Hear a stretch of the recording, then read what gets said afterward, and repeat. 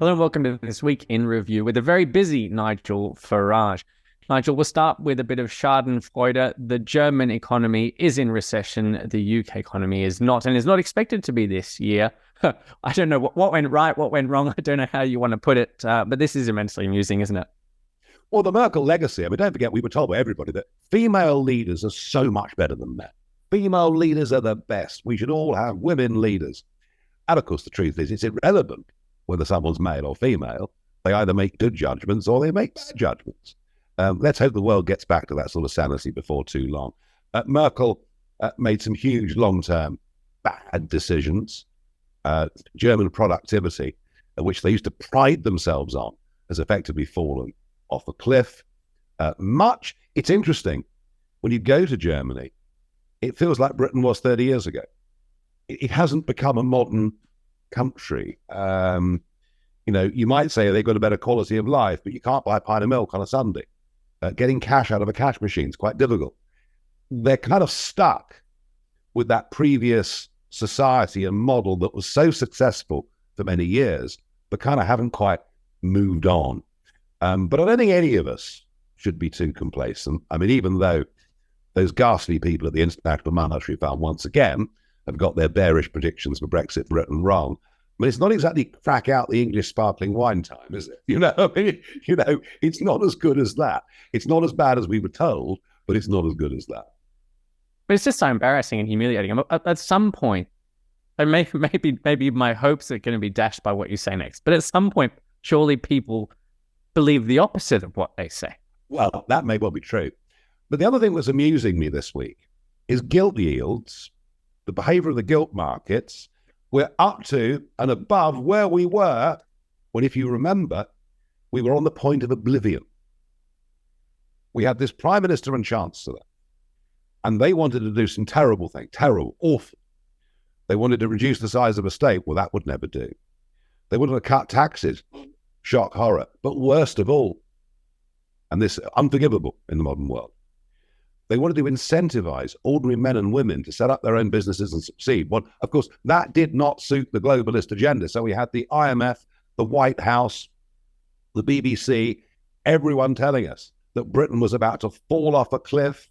Nobody would buy our gilts anymore. The country was on the verge of disaster, and off they went to be replaced by a former senior Goldman Sachs man and a globalist and pro-China man called Jeremy Hunt. And now we're exactly back where we were, not because of Liz Truss and Kwarteng, but because of the sheer incompetence and stupidity of Andrew Bailey, the governor of the Bank of England. And unless you scour the financial pages, you wouldn't even know it was happening. That, I think, is really the big economic story of the week. The governor admitting that the modelling they were using was profoundly wrong. Well, anybody that's followed this podcast will know we were screaming that loudly at the time. And then, of course, once again, they get the inflation figures wrong, because guess what? Underlying inflation is more persistent than they thought it was going to be. And I'm not going to say I told you so, but that old quote, inflation is a disease of money caused by government and takes longer to get rid of than anybody ever realizes, boy, isn't that true. Let's dig in a bit more to that story. So the key fact here is that the interest rate that the government borrows at is back at about the same level as it was at the height of this crash during the Liz Truss, Kwasi Kwarteng budget saga. What is that revealing about what happens next? Because, for example, we've got a similar situation in the US where T-bills, so the short-term borrowing of the US government, the yield was 7% for a short time. In Japan, they're already spending 22% of their budget on interest. And the list goes on all the way around the world. Same sort of story in Europe. At some point, we're going to see the return of something called the bond vigilantes, aren't we? Can you tell us, what is the bond vigilante? What's the relevance of this high interest rate? Yeah, look, we had the April figures for UK borrowing much higher than expected. But interestingly, the interest payment for April, albeit some of it's a bit deferred, but the interest payment for April was 9.8 billion. You could build 20 new hospitals with that. So, we are in, a pretty serious situation. And the worry is, yes, that the hedge funds and others play games on the markets, and we get some really wild swings on bonds and interest rates actually being squeezed, possibly even further in the short term. So, look, I think we saw that panic that happened before Christmas that led to the end of Liz Truss. At the moment, there's no panic, but before long there might be. I think that's really what we're saying. Yeah, you're damned if you do, damned if you don't on government fiscal policy at the moment. Let's quickly turn to net zero as well, because we've got, especially France, to some extent Germany, and possibly the EU suggesting that they want to put a halt on more green regulation, that they want other countries to actually live up to their promises before they go any further in the EU. They want other countries to actually implement the EU's policies as they're supposed to be doing, which they haven't done yet. Do you think that's really what's going on, or do you think they're having a change of heart about whether net zero is really viable? I think it's a case of pragmatism, isn't it? And I think, fun enough, Germany, I think, is a very major voice in this. The idea we're going to go all electric early in the next decade. I mean, just for the birds. And so the Germans have decided they will continue with the internal combustion engine, but look for fuels that are much, much more efficient. I would suspect that you might see a bit more investment in the biofuel sector. I can see that coming really quite clearly. In the UK, we're still stuck on this idea that post-2030, we're going to manufacture electric cars only, despite the fact we produce hardly any batteries and we haven't got charging points. This isn't going to happen. And we will be deferring as well. So I think the practicalities of net zero are hitting up against the theory. There's also a growing consumer resistance. If you've got a 1930s semi in one of our cities, the idea that you bring that up to the kind of standards that are being demanded with heat pumps, etc. You're looking at £12,000-15,000 per house. It's just beyond. It's all well and good. I did it with a chap last night. He's got a Tesla and it's marvelous, and he's got but you're running a business. You're earning six-figure money. It's all lovely. It's a very middle class thing to want to save the planet, but the practicalities are that it doesn't happen. So there isn't a debate about climate change. There isn't even a debate about being worried about the world, but there is a debate about cost and the practical implications of this policy. And so, Europe is rowing back and the UK will follow. But I do repeat the point. I begin to think in the last week that there could be a lot more investment in biofuels. I just feel that, Nick, and I can see that coming. Yeah, my worry is what that does to food prices and to agriculture. Well, no, of course, because you take food, you take food out of production, but of course we're still stuck in this Carrie Johnson, Ben Goldsmith madness. Chelsea Flower Show this week. Oh no, it's not about rose beds, not about lovely lawns. It's about rewilding. And the plan that Johnson, when he was Prime Minister, unveiled to the Tory conference was that 30% of UK agricultural land would be rewilded. Bring back beaver, he said. Well, there you go. But no, I think since Ukraine, the idea that you should attempt to be more self-sufficient in energy and food is gaining traction. I would be remiss of me not to ask you about Brexit, given the week you've had, which I've thoroughly enjoyed. The part of it that I want to ask you about is the whole point of Brexit was that we would, from that point on, not have to hear about this excuse that we're just following EU directives and we have no choice. The point was that we could conduct our own policy, whatever that may be. And part of the story was that they might conduct very bad policy, but if they did, we could hold them to account. They seem to be conducting some pretty bad policies, specifically on the issues that many people felt Brexit was about.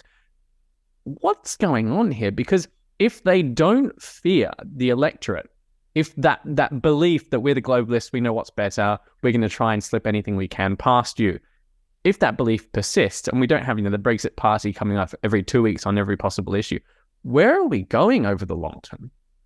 Yes, look, if you move house, or you change a relationship, if you don't believe in it, it's going to fail. And so, when they got this 80-seat majority and Boris was being all bullish, the truth is most people around him didn't believe in Brexit. They always saw it as a damage limitation exercise rather than a great opportunity, and they've blown it. And whilst I was always honest with people that it was about the right to govern ourselves and potentially, I used to joke, mismanage our own country, and boy, we're doing rather well with that. But I think there were two realistic expectations that Brexit voters had. One, that the numbers coming into Britain would go down because the pressures on housing, health, roads, schools, the list, that list as long as your arm, let alone community cohesion, had reached such a point. So it was a realistic expectation that numbers would come down. Boris never believed in it. And frankly, we're living with a Tory great immigration lie to the electorate at every election. Sunak yesterday standing up, once again, we're going to do X, Y, Z. Oh, and you think we're bad? Look at the other lot. No, that doesn't wash anymore. It's difficult. Labour couldn't be worse than this. They couldn't be worse than this in terms of numbers. And the other realistic expectation was that a massive EU legislation that was excessive, unnecessary, and burdensome would be removed, much to the joy of the small and medium-sized enterprises. Jacob Rees-Mogg, my friend Jacob, was the Minister for Brexit Opportunities, drew up a list of 4,000 laws to be repealed. Rishi Sunak has dropped that, scrapped it. 600 have gone, but they were obsolete and out of time anyway. So mass immigration now running at 3 times the number it was before Brexit, no regulations removed, and huge numbers of people saying, what the hell was it for? Now, you can argue, constitutionally, it's a success. We've reversed the status quo. We ain't rejoining. You can argue in foreign policy terms, Britain stands taller in the world. The AUKUS deal, leadership on Ukraine, whether you agree with it or not, but leadership on Ukraine, all of those things, Nick, you can argue. The vaccine rollout, we did that far better on our own than we could have done within the EU. All of those things you can argue. But ultimately, politics, referendums, general elections, they're won by people who spend about 4 minutes a day thinking about politics because they're kind of busy with jobs and mortgages and kids, living their lives. And for them, they need to feel some material benefit, and they don't, and they feel betrayed. And so I did make this comment about 10 days ago that Brexit had failed in the eyes of most voters because of the Tories. Everyone's gone mental about it, but it has at least provoked a debate. And now we see, when YouGov poll a big sample of Brexiteers, 20% think it's going well. 35% just throw their hands up and say, I don't know. 37% say it's going badly. And of that 37%, 75% lay it firmly and squarely at the door of, the Johnson and now Sunak governments. So, yeah, a complete failure to deliver, a complete absence of sincerity in delivering it. And I think it pretty much guarantees a Labour government. I just don't see any way back for the Conservatives. If, Reform stroke Brexit Party was to rise again, well, they might shift the agenda, they might shift the promises, but probably would only help Labour get a bigger majority.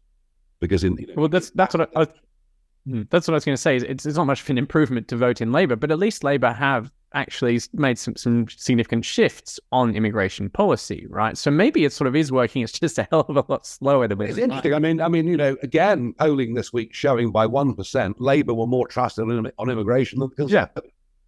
And whatever Starmer is or isn't, he's not Jeremy Corbyn. He is not mega scary. Yvette Cooper is speaking on immigration, and we can believe them, disbelieve them, but it's hard to believe they'd be worse than the Conservatives. So let's see. I think the gap between the Westminster political and media classes and the country is even bigger than it was before the UKIP insurgency launched 10 years ago. I think something's going to give in this system within the next 5 years, but the rigidity of first past the post, it's quite hard to make significant breakthroughs. You can force the politicians into changing their language, but it's changing their behavior that really matters. So, without being a counsel of despair, it's quite difficult. Yeah. It's disappointing to not have you standing up in the European Parliament pointing these things out with a huge political presence. Yeah, the irony, it's the ultimate irony. I know, I'm going to say, I dare not admit on camera that I missed the European Parliament. I mean, that wouldn't go down well, but it was at least a platform, yeah. And it was a threat. I think it was a very real threat. At least they perceived it that way, even in national politics. Nigel, enjoy your week of Brexit has failed chaos as it continues, or your 10 days as it continues. I certainly am. I hope everyone at home who's watching is too. Thank you.